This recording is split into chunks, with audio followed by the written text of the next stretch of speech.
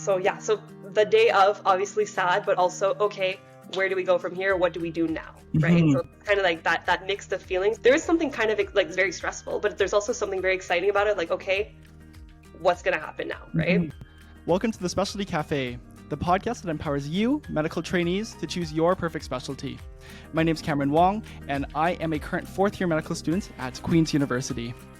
I'm joined here with Dr. Elizabeth Svoboda, a current first-year OBGYN resident at U Ottawa, to talk about going unmatched as one of our special episodes for the CaRMS mini-series. I'm really excited to chat with Liz because she has a lot of insights to share with everyone about her experience going unmatched and spending her year preparing for to match again. And so, yeah, without further ado, let's dive right in. Thanks so much for joining me, Liz. I was hoping you'd be able to introduce yourself to everyone, if that's okay. Yeah, sure. So my name's Elizabeth Svoboda. I go by Liz, to be honest with you. So I'm currently a first-year resident in obstetrics and gynecology at the University of Ottawa.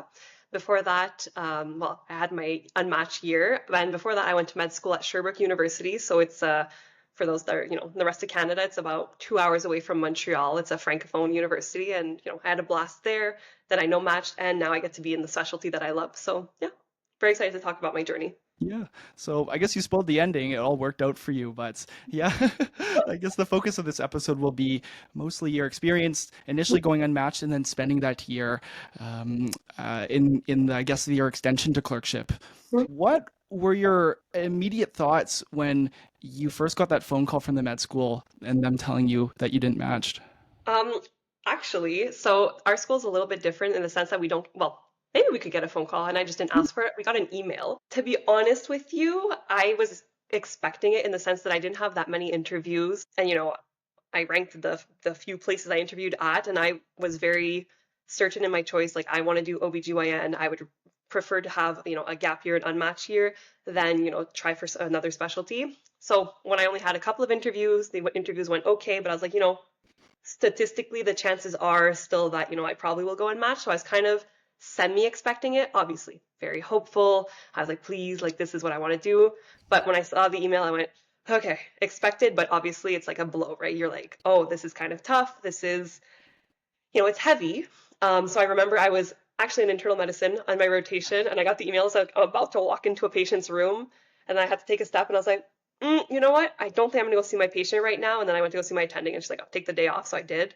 And then, I was lucky. It was one of my rotations, which was near my parents' place back in Montreal. So, I went home. I was sad, of course, but right away that day, and like kind of, I was thinking about it before. I'm like, okay, what do I have to do? What are the game plans? And, right away we hit the ground running. And it's like, what can I do? Who do I speak to? What are the next steps, right? So like, yes, I felt sad. I was disappointed, but also it's like, okay, this is our reality now. Where do we go from here, right? So I was very lucky, and like, namely, actually, Michelle Girard, which is someone that you had on the podcast before, last year, like the year I no match is the year she matched, right? So I reached out to her, and she was an absolute gem, right? I think the first phone call we had together was like 4 hours of her just like encouraging me and giving me tips and tricks, and really like her. And there's also one of my good friends now who also had gone unmatched because she changed specialties she wanted. And the support I had through these people that had lived similar and very similar and almost the same experiences as me, having gone through that, telling me, okay, it's going to be okay, let's work it through together, let's take a step back, what can we do, was very, very helpful. So yeah, so the day of, obviously sad, but also, okay, where do we go from here? What do we do now? Right? So it's kind of like that mix of feelings. There is something kind of like very stressful, but there's also something very exciting about it. Like, okay, what's going to happen now? Right? Yeah, you view it very objectively and very stoically. I'm quite impressed. I think like if I was to imagine myself in that situation, I think just knowing me, it would have presented a roadblock. It would have presented like kind of like an emotional barrier. I might have like sat with myself. It would have been quite hard, I think, to do the things that you actually did with a lot of foresight, just reaching out to your mentors immediately, even like taking the day off, right, as you did. And yeah, like reaching out to other people who went unmatched, and so you really laid a path very quickly for yourself, it sounds like. 100%. But again, it's like I think I come from a place of privilege in the sense that I have a great support system. You know, my family's always been very supportive. I've had fantastic mentors before med school, during med school, even to this day. Some of the, like all these people came together and, you know, figuring out who to reach out to. Let's say, was it Michelle? Was it my other friend? And, you know, they knew of people that had gone unmatched previous years before that. So it's kind of like a little, like, not a secret network, but like a small network of people that are all there to help you. And you're like, okay, this person is now a PGY 3-4. They live the same thing. I can do this too. They're like a PGY 1 that just matched. I can do this too. So it's just having such encouragement and seeing, you know, it is possible. Like, obviously, not everyone, when they go unmatched, match into the specialty they want afterwards. But Mhm. we can also touch on that because there's also a lot of reflection on, is this truly the specialty I want?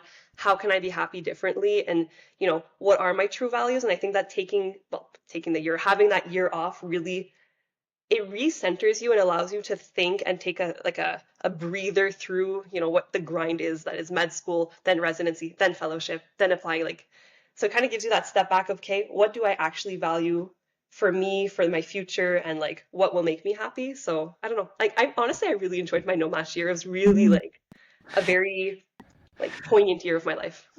I really do want to get into that.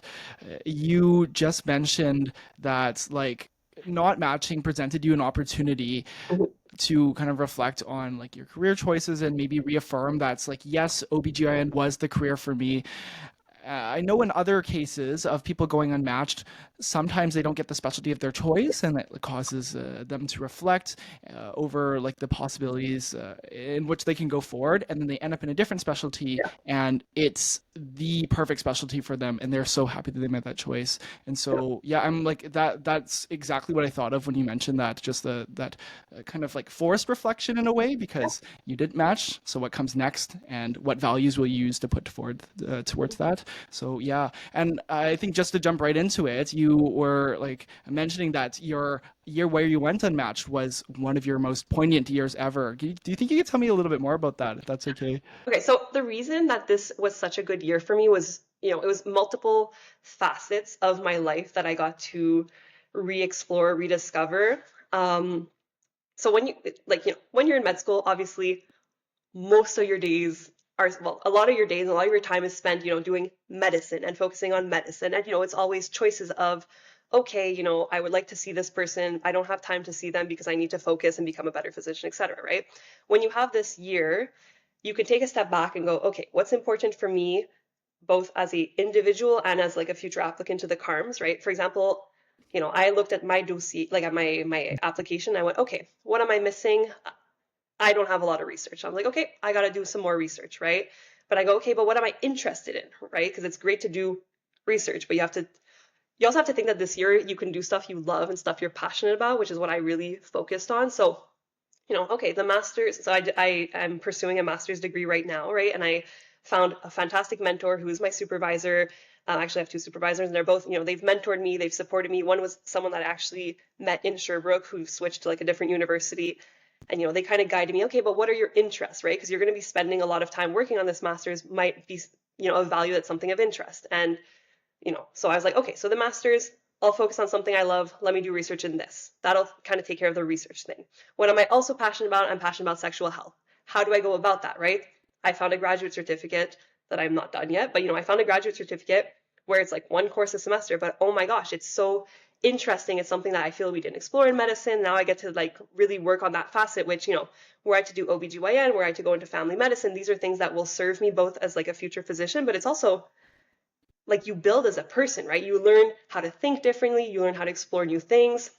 So it's very like this year is so I want to say cool. Like it's such a cool year because you can say, what do I like? What do I want to do without the like the I don't want to say constraints, but the way medicine kind of boxes you in, right? So I was like, oh Mhm. my God, the world is my oyster. Let me do this master's in this. Let me do this graduate certificate. And then outside of that, what makes me happy? I love medicine. So how do I do that? I started volunteering with, it's in French, but Médecins du Monde, right? So there's mobile clinics where we go in the community and kind of, it's more like a first line care type of thing. But I was like, okay, great. You know, I get to feed my love of medicine through this, my love of sexual health through this. I get to, you know, work on this master's and develop my interest for research that I quite frankly didn't know I had before this, right?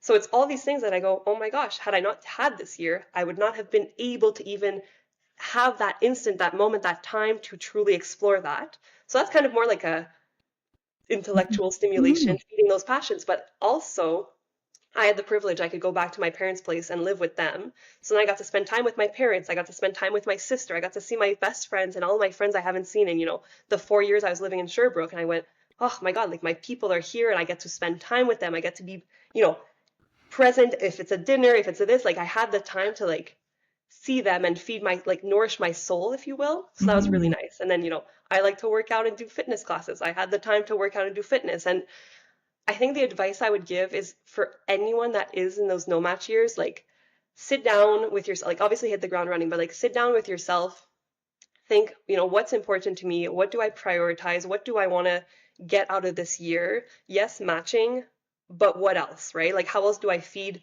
myself as a person, as like a whole entity that's not just like a CaRMS applicant? And I think that was kind of the perspective I took that allowed me to truly like enjoy that entire year, not to say I didn't work hard. No, no, no. But work hard and also have that joy outside and like, just reconnect with who you are outside of medicine was really important to me. And I think, Mhm. that's something I would really recommend. And that's actually what, the other people that had gone unmatched that I had spoken to, like I remember them telling me these things and I was like writing it down frantically, but they were right. Like this is a year where you can be fully you in many spheres and facets. So Wow, wow. yeah. I really love the way you think and just, analyzing your application and saying like, okay, I'm missing this. Now I would like to add this to my application, Mhm. or saying like, okay, well, I really like to do fitness. Now I have lots of time to do that as Yeah. well. And something that I was really thinking of while you were talking through all the things that you were able to do is, well, I think you're right. The fact that medicine, and especially like in the later parts of medical school, are not really tilted in favor of like medical students in terms of controlling your schedule. Yeah. You do have to go through clerkship. You do have to go through mandatory rotations. Yeah. People don't tend to do masters or tend to do like No, volunteerism as well because you just don't have time you for have the that. You time. just give up so much of your time towards caring for patients. Yeah. That's what we're training to do. And I think that is really kind of an interesting concept of what your activities raise is because the general, I would say, like conception that at least I have of like the prospect of going unmatched, and I'm sure like many other medical students do, is that the CARMS in a way, like in going unmatched, it robs you of control. Mhm. You don't, in that moment, you don't have control of matching to your specialty of choice. You don't pursue like maybe a residency immediately if you didn't match in like the first or Mhm. second iterations of CARMS, but also the way that you talked about all your activities and saying like you had the freedom to go and like go home to your parents and spend time with your loved ones. You Yeah. had the freedom to go and pursue your special interests in sexual health. Mhm. That I think gives you back that control. That's like that really contrasts like maybe the general conception of what Mhm. going unmatched is like. And I think that's like really a kind of a paradigm shift, at least for me. Um, so that's yeah, quite an interesting way to think about it. I think yeah. Yeah. Thank you. But yeah, like and I think you summed it up really nicely, right? And it's not to say, that I didn't work hard and I was just spending my time frolicking either. Like, obviously it's a big year and it's technically it's less than a year, right? Because the applications show up, I don't know how many months after, right? So you don't even have like 365 days to totally revamp who you are as a person, et cetera, et cetera. So you have to really, go for it while you're there, but you still have that time. Well, or at least you can make that time to be like, who am I outside of this? And for me, I think that served me as an individual, as a person, but even just, as a resident, we have to think about our wellness at some point, right? Like it is a lot of hours. I love it. Like I would never change this for the world, but it is a lot of hours and you have to kind of learn how to prioritize. And I think that that year also helped me kind of think, okay, what is important to me and how can I try to bring this into residency? So overall to me that year has truly served me to, as a person, as a few like as a well, as a physician, as a resident, and I don't know. Like I really liked my no match year. Honestly, guys, like I Yeah, I mean, like the way you describe it, I think that like just so easy to see how you would enjoy it. Like yeah. again, the freedom to do all those different things that you didn't necessarily have the chance to Mhm. do. You probably worked very, very hard in medical school and like put a lot of time into like your application as well. And like I have no doubt, like you did that during your unmatched year, but you could do that on top of everything you mentioned. Yeah. So, Yeah. yeah, yeah, really lovely. I guess like now looking past the year where you didn't match and then you were applying again, I Mhm. think I kind of wanted to end off on like a discussion of like, well, what was it like going through CARMS maybe the second Oh, time, and then like what was it like when you ultimately matched to mhm. Ottawa OBGYN? For sure. Okay, so CARMS, I think, and anyone who's listening to this, we all know CARMS is super stressful. There's so many deadlines, so many things to think about, and then there's the whole question, like, you know, am I good enough? Is my dossier, is my application good enough? Do I have enough? How am I going to show, who I am and convey this as a person, right? And so it was very stressful, obviously. As soon as the CARMS portal opened, day one, I'm like, okay, what do I have to do? And I'm like making lists and, spreadsheets. And it's very like, okay, I have to do this, I have to get this done, I have to have this translated. And, I was very lucky. I had a lot of support and, I went to go get help as well, right? Like, for organizing the CARMS letters and everything, my mentors read over my letters and they're like, okay, I kind of like this, maybe work this better, etc.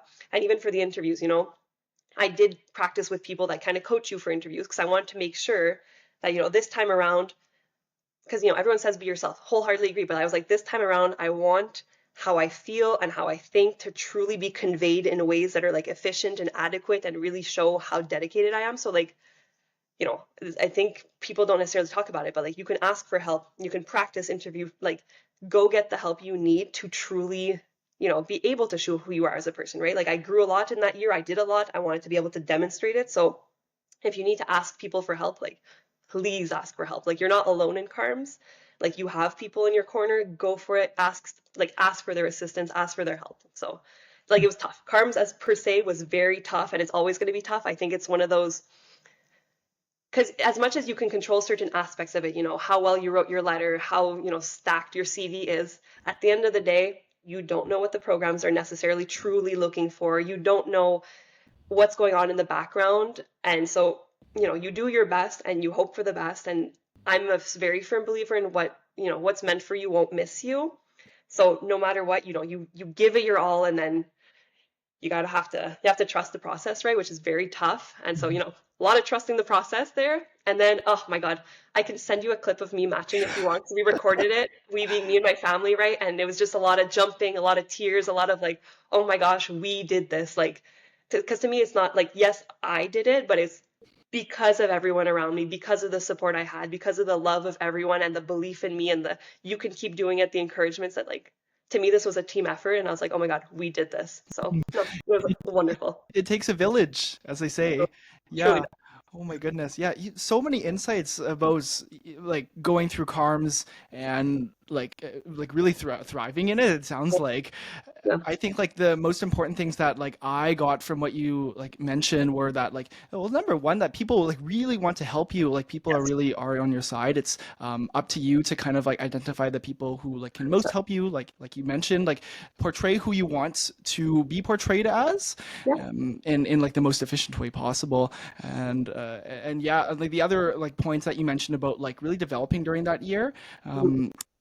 That's I mean like that's maybe not something that immediately comes to mind for me, like the fact that life doesn't stop like when you go unmatched. For people who go unmatched, you may find that you can do things that you never could do during medical school.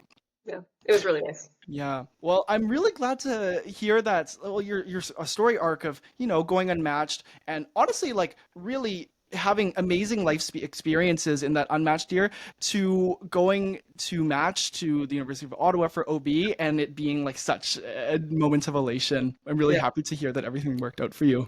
Thank you. No, it was on like it was a lot of work. It was a lot of, blood, sweat, tears, but like to this day that feeling of matching and like it gives me chills. And now that I'm here, like I know this is exactly where I'm supposed to be, and I'm like, wow, like this is why I had to take that year. I grew whatever to be able to be where I am now. So no, very, very blessed, very Yeah, thankful. it's excellent. It's very excellent.